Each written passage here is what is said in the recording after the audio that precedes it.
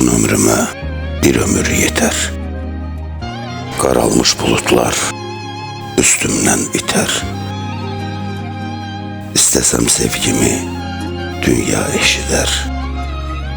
Ama mən səssizcə sevirəm səni. Ne ay çıkar ne güneş doğar sensiz. Sen benim ayım güneşim olmuşsan. Ağlım donar, dilim susar sensiz. Sen ağlamın yerine var olsan. Ne ay çıkar ne güneş doğar sensiz. Sen benim ayım güneşim olmasan. Ağlım donar, dilim susar sensiz.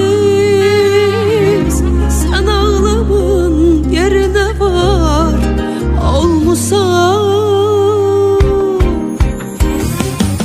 Sev seherleri doğacağım ömrüne mən senin güneş kimi. Sev geceleri mən yanında olacağım həmişə ay kimi. Sev ulduzları parlayacağım seninle birgə məndə.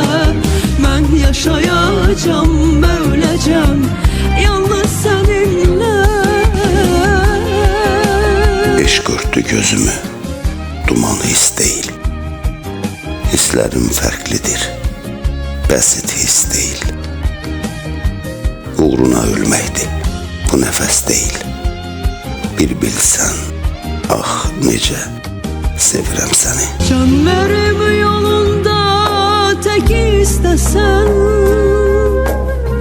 Yetişim yanına beni səslesen. Ömrümün yarısın məndən istesen. Ömrümün hamısın verərəm sənə. Sen mənə kainat, mən sənə həyat. Sen mənə saadət, mən sənə nicat. Gün be gün anban saat ban saat. Ömrümün hamısın verərəm sənə.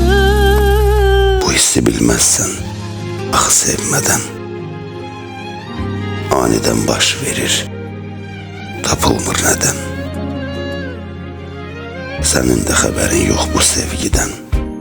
İçimde gizlice sevirəm səni. Sev seherleri doğacağım ömrüne mən senin güneş kimi.